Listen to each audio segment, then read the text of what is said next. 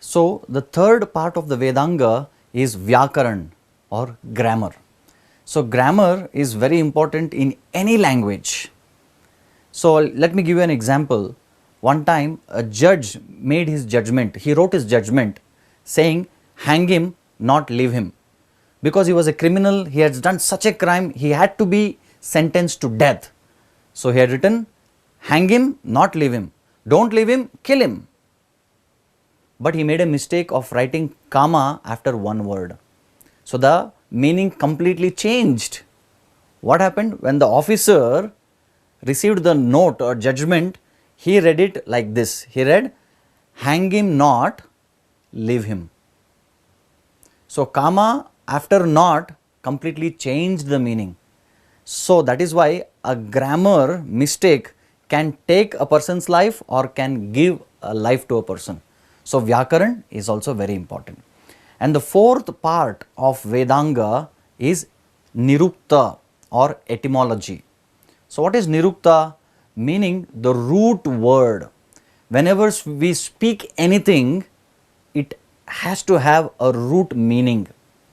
Like for example, we are discussing about Vedas. So, Veda word comes from the root word called Vit Dhatu. So, from Vid comes Veda, Vidya, Vidwan, Vidvat.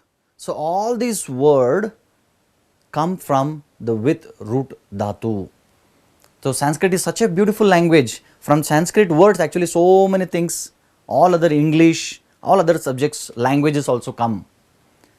For example, in Sanskrit we call Dwar and in English it became door. Matru, mother, Bhratru, brother. If you see everything, it's from the root Sanskrit word, from there all other languages have come up. So, that is why if we know etymology, then we know the language, we can have a good command over the language very nicely. So, that is why Nirukta or etymology is very important.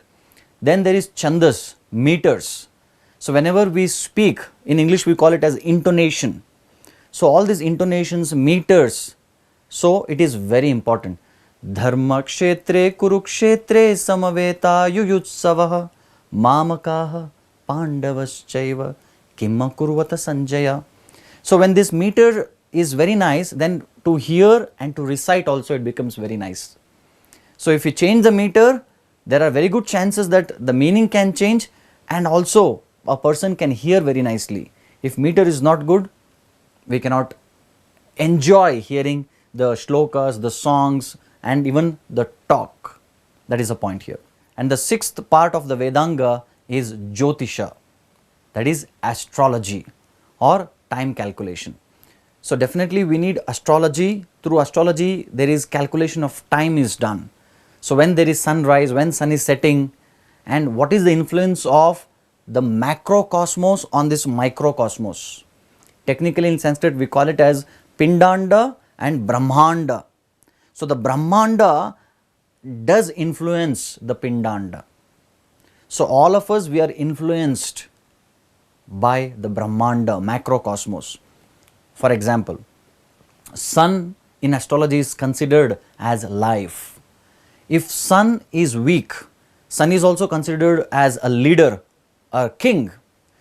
Whoever has got in their, at the time of their birth, in their horoscope, weak sun. I have seen so many cases where people who have got weak sun are not at all good leaders. And people who have got weak moon, they are mentally they are disturbed a lot. And from what is moon? Moon, man. So, mind is directly connected to moon. So, the Kshatriya spirit, the creation, the leadership is connected directly to sun. And Mercury or Buddha is directly connected to Buddhi. If a person has got weak Buddha or weak Mercury, then he will not be very intelligent or he is not very logical person. So, like that I can go on speaking, but this is a very important part of Vedangas. So, we were discussing under Vedas there are Shruti and Smriti, and under Shruti there are Vedas, Upavedas and Vedangas.